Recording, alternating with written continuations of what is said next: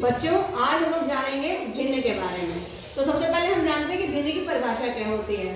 तो भिन्न एक ऐसी संख्या है जो किसी पूर्ण वस्तु या समूह के एक भाग या बराबर भागों की किसी भी संख्या को बताती है। ठीक है, एक चीज के कितने हिस्से की उसमें से कितना हिस्सा, यह किसी संपूर्ण मात्रा के एक अंश को बताती है जिसे अंश बटा हर के रूप में लिखा जाता है। ठीक है, तो अंश किसे कहते हैं, पहले अंश समझ लेंगे कि होता क्या। अंश होता है ऊपर की संख्या। जब हम अंश बटा हर लिखेंगे तो अंश किसको कहते हैं, हर किसको कहते हैं, पहले ये जानना है। तो जो ऊपर की संख्या होती है उसको हम अंश कहते हैं, जो ये बताती है कि कितने भाग लिए गए, है ना। जिस चीज के हमने टुकड़े करे उसमें से हमने कितने भाग लिए। और जो हर है नीचे लिखी संख्या को होती है जो ये बताती है कि पूरी वस्तु को हमने कितने भागों में बांटा था।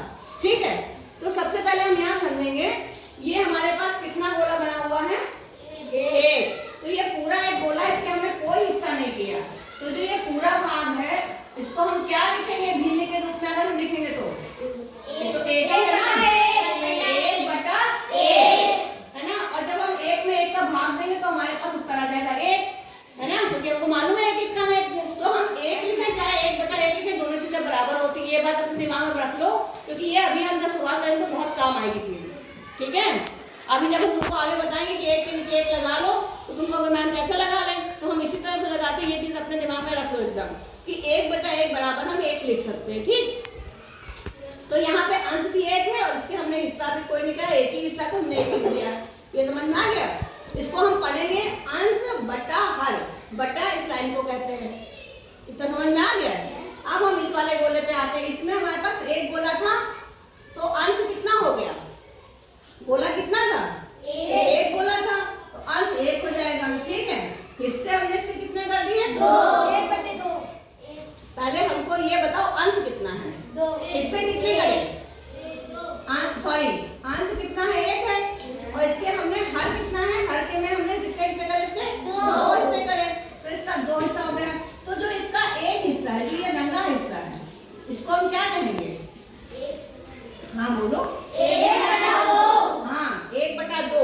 और इसको हम लोग अपने घर की बोलचाल की भाषा में इसको हम क्या कहते हैं, आधा कहते हैं ना। एक बटा दो को हम क्या कहते हैं, आधा। तुम लोगों ने सुना होगा आधी रोटी खाते हैं, कभी आधा सेब खाते हैं, कभी आधा केला खाते हैं। तो आधा मतलब होता है कि दो बराबर हिस्से में से एक हिस्सा।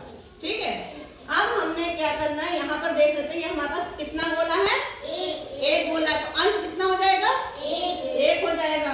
ठीक है, और उसके हमने हिस्से कितने कर दिए हैं, चार। तो हर कितना हो जाएगा, हर कितना हो जाएगा, चार। कोई एक भी बोल रहा भाई, ध्यान से देखो, चार हिस्से करें ना, तो इसके एक हिस्से को हम क्या कहेंगे, एक हिस्से की हम बात कर रहे हैं, इसके एक हिस्से को हम कहेंगे एक बटा चार। अच्छा, तो ये रंगा हिस्सा जो है वही बता रहा ना एक बटा चार क्या है। अगर हमारे पास दो हिस्से रंग जाए तब हम क्या कहेंगे, बताओगे, अंश कितना हो जाएगा, दो बटे चार। जब हमारे पास दो हिस्से रंग जाएंगे तो इस पूरे को हम कहेंगे दो बटे चार। ठीक है, और अगर हमारे पास तीन हिस्सा रंग जाए तो क्या कहेंगे, तीन बटे चार। आपको समझ में आ गया ना, अंश क्या होता है, हर क्या होता है, एकदम क्लियर है। अगर आपको भिन्न पढ़ना है तो आपको अंश और हर जानना बहुत जरूरी है। अगर आप अंश और हर समझ जाओगे किसको कहते हैं तो फिर भिन्न आपके लिए बहुत आसान है। तो सारे बच्चों को समझ में आ गया, यस मैम। कोई दिक्कत तो नहीं है, नो मैम। अंश किसे कहते हैं, आप बता दो, अंश किसे कहते हैं, जो ये बताती कितने भाग लिए। जैसे कि यहाँ पर एक भाग लिया था, यहाँ पर एक भाग लिया था, यहाँ हमने दो भाग लिए, है ना, यहाँ हमने तीन भाग लिए, है ना। तो अंश क्या बताता है, कितने भाग लिए गए, और हर क्या बताता है, कितने टुकड़े किए गए।